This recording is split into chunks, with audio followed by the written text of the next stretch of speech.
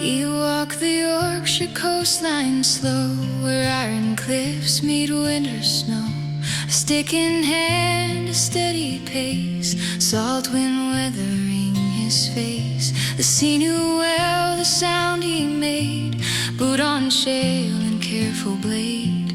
A quiet man with patient eyes, reading time in fractured skies. His lungs would ache, his hands would shake, each breath a small but stubborn ache. Doctors said to stay indoors, leave the cliffs and leave the shores. But tide don't wait for fear or pain, and storms don't call your name in vain. So coat pulled tight and collar high, he'd face the wind and never sigh. Oh, he never gave the shoreline up, though the years weighed heavy and sore. With a heart full of fossils and iron gray hope, he kept on walking the shore, through rain and cold, through failing breath. Where the old seas carved their lore, he carried.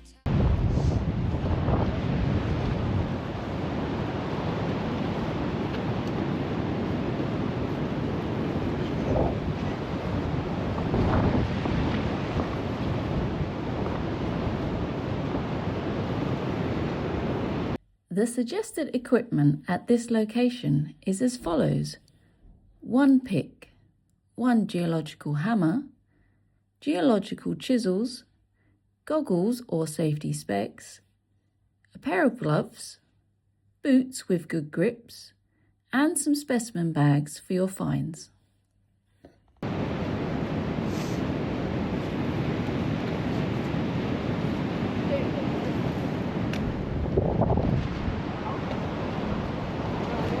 Whoa. Please be aware the rocks at Staithes can be extremely slippery. Take extra care, and we recommend a strong boot with grips.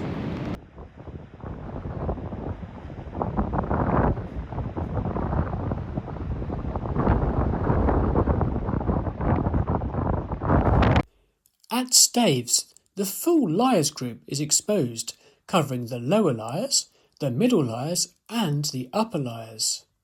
At the base of the cliff, the Red Car Mudstone Formation can be seen. Above this is the Staithes Sandstone Formation, with the Cleveland Ironstone Formation upon that. At the very top of the cliff, the Whitby Mudstone Formation is exposed.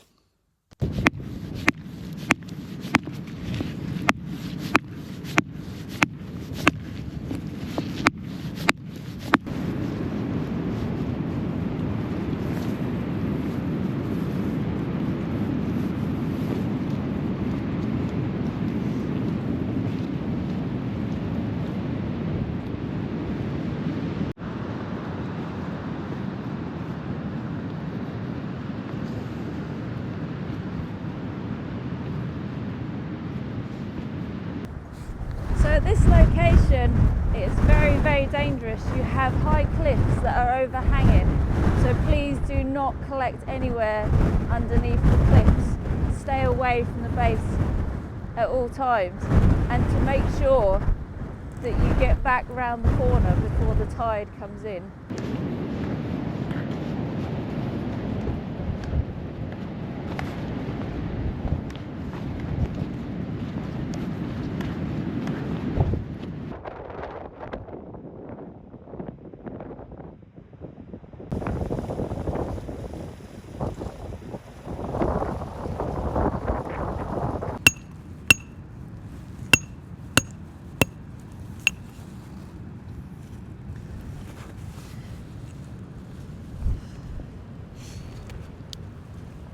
I've just split this open for the boulder, and it's a nice Peronoceros.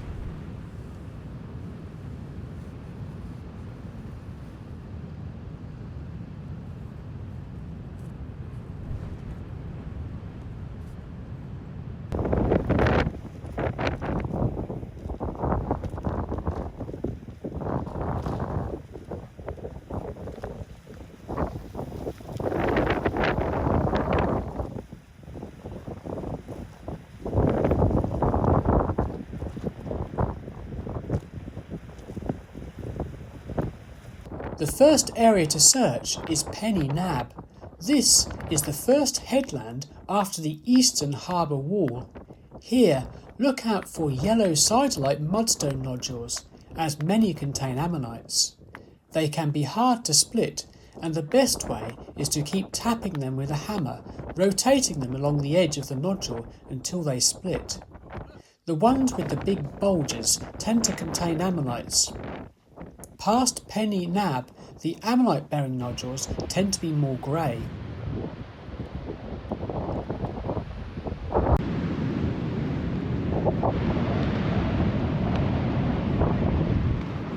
The most common ammonites you will find are Dactyloceras. There are two main species, Dactyloceras commune and Dactyloceras tenui costatum. The latter is easily identified by having finer ribs. There are so many of these dacs that a lot of them can be too worn or damaged. However, with trim saw and polisher, you can cut and polish these to show the internal chambers.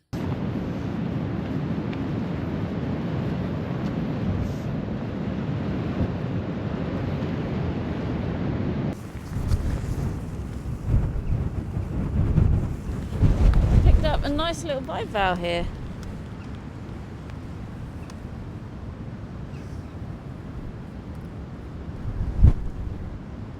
And just down here, I noticed a little nodule with a belemnite sticking out, so I guess we could give that a nice little tap. Never know, it might come out whole.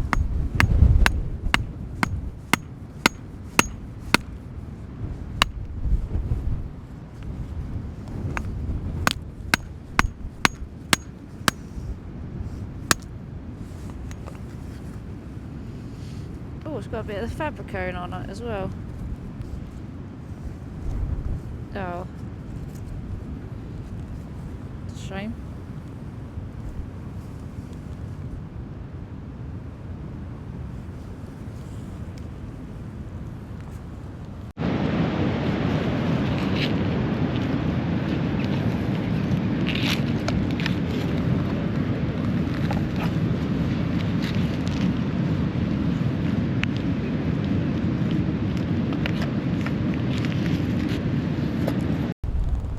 So we've got this nodule here, and there's quite a worn ammonite just inside, but there could be a nicer one, so we're just going to try and break this.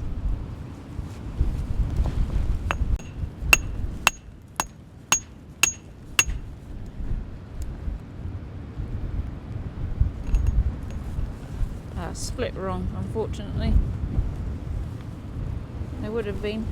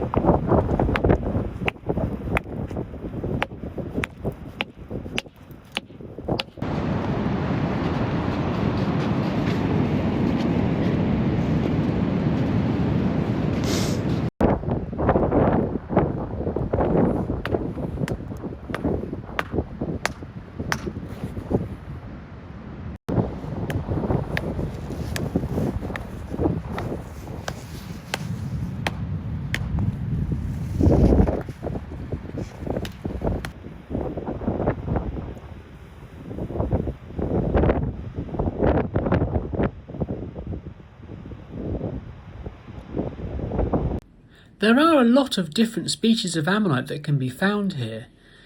These ammonites are Amaltheus, and they were found on our last trip to Yorkshire several years ago.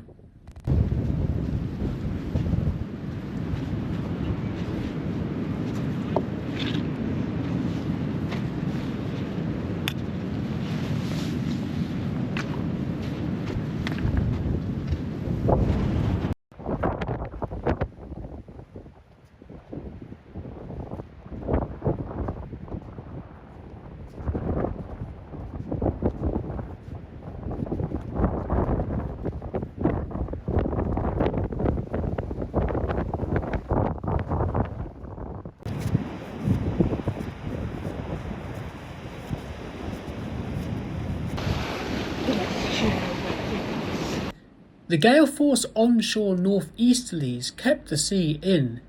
This meant that the sea didn't go out quite further enough as we expected. So even though it was an hour and a half before low, we made sure we left the beach well before the tide turned. If you enjoy our videos, please like and subscribe.